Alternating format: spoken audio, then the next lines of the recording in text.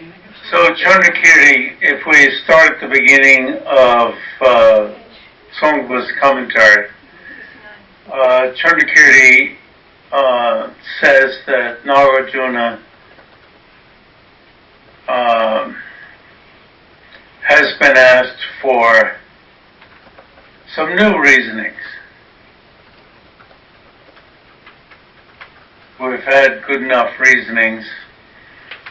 In other words, we're at the beginning of Tsongkhapa's commentary, right? We're like Sisyphus rolling the stone up the hill and it rolling back down on us, which is actually our fortune, or my fortune. It's much like the seminars on the mind-only school at the University of Virginia. I used to say it's really nice to be at a major research university because we can have seminars like this and work things out, discuss them, and make advances.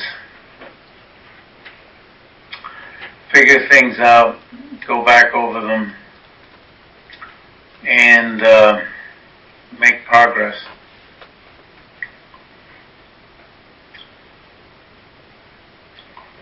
So, what gets emphasized is that dependent arisings have no coming and going and coming. Number one. So room somehow has to be left for dependent arisings, which nevertheless does not mean that in direct cognition of emptiness for anyone but a Buddha, any dependent arising except for emptiness itself is appearing to the person realizing emptiness. Emptiness itself is a dependent arising. But one is not reflecting in direct cognition on emptiness as a dependent arising, which is interesting. Non-cessation and so forth includes no going and no coming, has already been established through the reasoning set forth in the first chapter.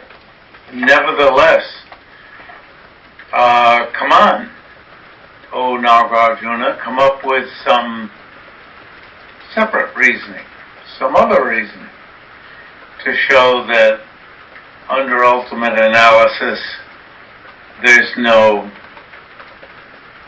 going and coming. And so what we've been reading about is ultimate analysis. Just to emphasize that again. So the Tsongkhapa emphasizes in the first line of the answer here, going and coming are refuted as objects of uncontaminated wisdom, direct cognition, and Tsongkhapa has to turn to the 8th chapter on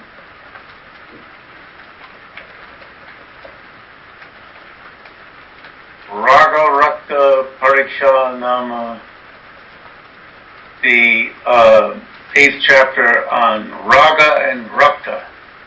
Raga is, you can imagine, the English cognate is rage, which is really passion. Passion here is desire. It's interesting, and it comes into the cognate in English is rage. Rukta is the past participle. You should be used to this by now. One of the ways of the English being the younger sister to Sanskrit, one of the ways of doing a past participle in English also is instead of ed.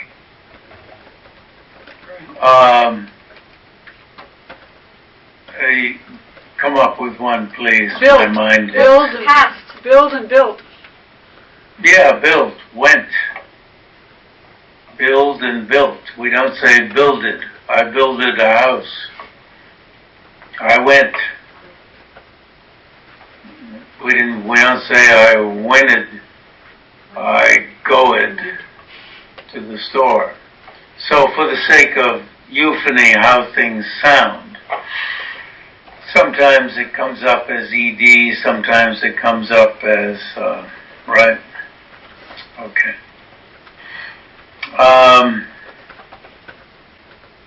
So, gata, right? Gata, the T. So, rakta, raga, rakta. So the G of raga changes to a K, because KT, rather than ragta, you can feel it, right? Ragta and rakta, rakta is easier to say than ragta, ragta. So you see, Sanskrit's a beautiful language.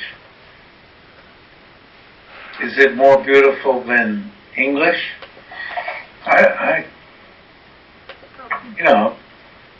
Some of the beauty of Sanskrit had to rub off on English, on its younger sister.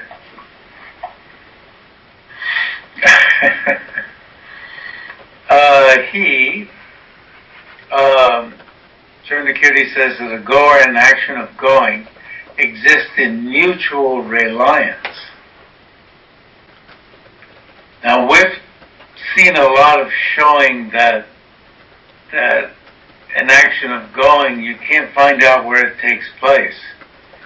Obviously later on we're going to find that, a goer can't begin going because the goer is already going. A non-goer can't begin going because a non-goer necessarily is not going. So who begins going?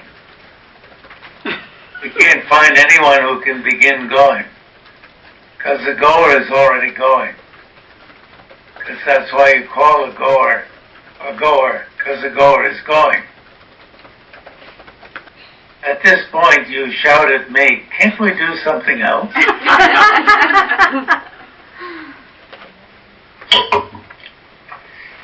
And how can a non-goer begin going? Because by definition a non-goer is not going. And of course the line is going to be, what third is there other than a goer and a non-goer? Nobody's laughing. Everybody's pissed off. Yeah, and are not inherently existent. Mutual reliance. Wow, makes you wonder what that means.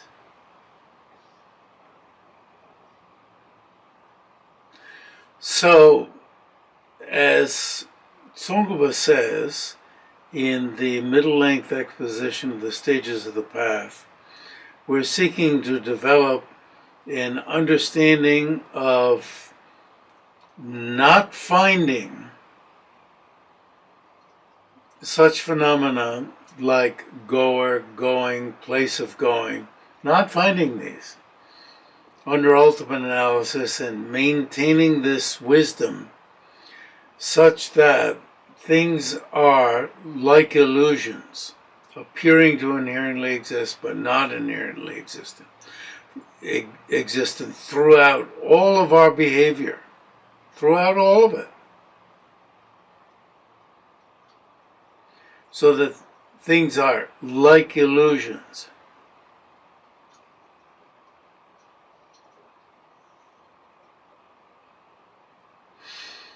having this understanding always. So that does not mean, except as a Buddha, realizing emptiness directly all the time, but having the impact of realizing emptiness always, so that everything, even if it's appearing to inherently exist, you know it doesn't. Therefore, like illusion, always. It's really a powerful section. Therefore, inherently existing going and coming is the object of negation here. Okay, then.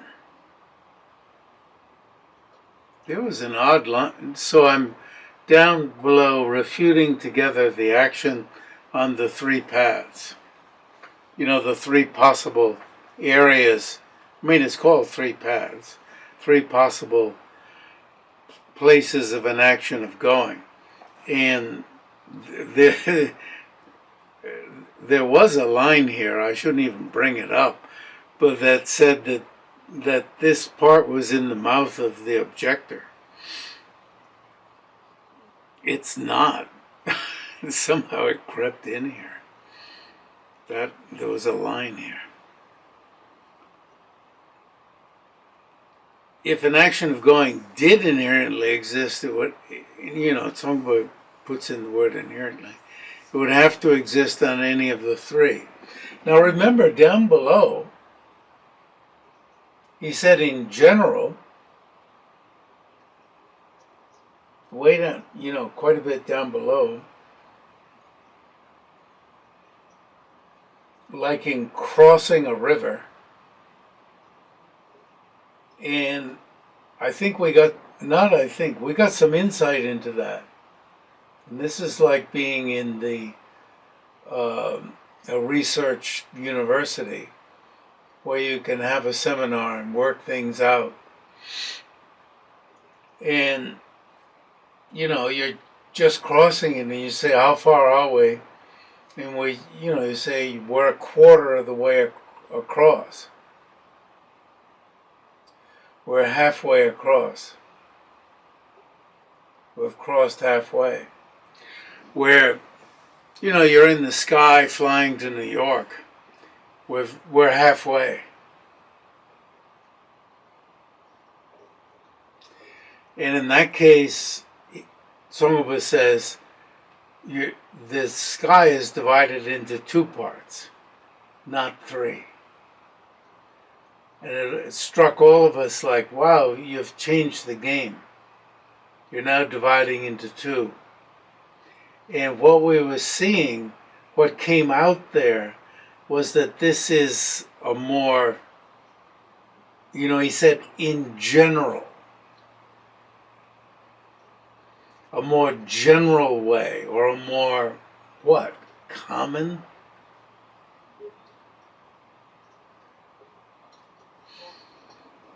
Whereas, you see here, he put in inherently. The division into three, if you're really going to look into it, what does inherently mean? If you're really going to look into it, where's the foot at the present moment?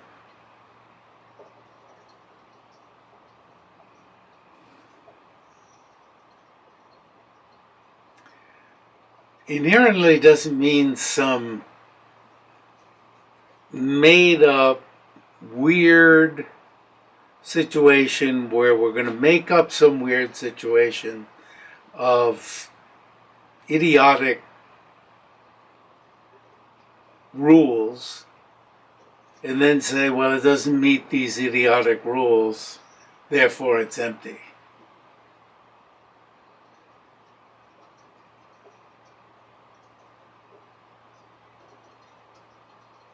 It's more that if you're really going to look into it, if it does intrinsically, inherently, if it does really exist, if you take all those words, if it does exist by way of its own character,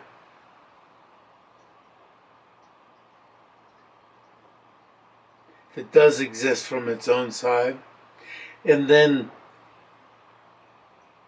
do those terms make any sense from the point of view of how we live? Truthful. Now, I want to keep to the Tibetan word somehow. It's got to have true, truthful.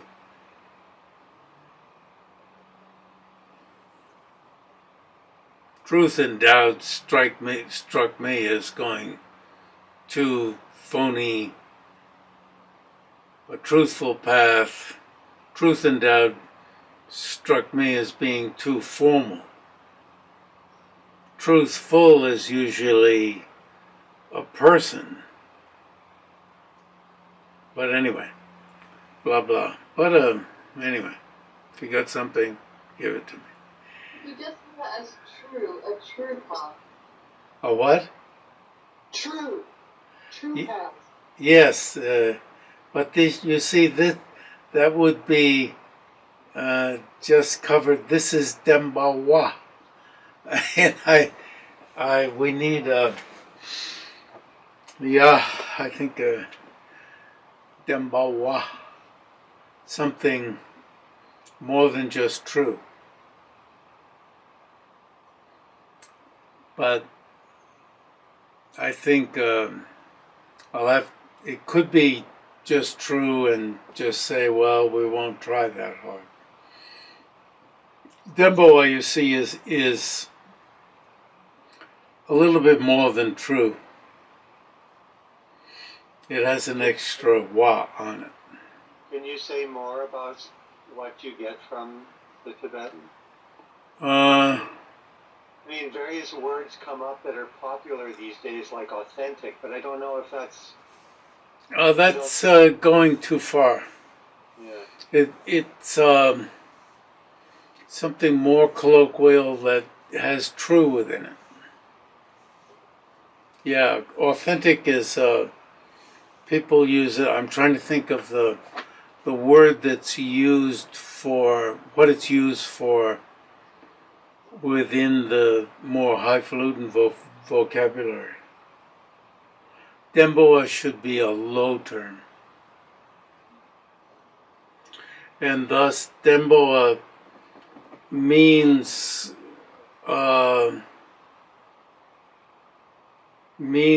just what Tarba was saying, truly existent, and Tsongkhapa was using a word that does mean ultimately existent, truly existent, and therefore what I've been unwilling to accept all along,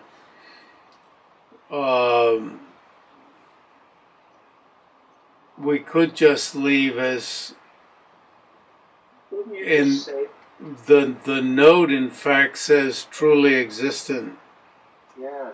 which was my original read. I don't know where that came from. Tarba and Betty win the day, because that's Tsongkhapa's meaning in bringing up inherently existent. Okay, so I've been off on a wild goose chase. Okay, time to stop.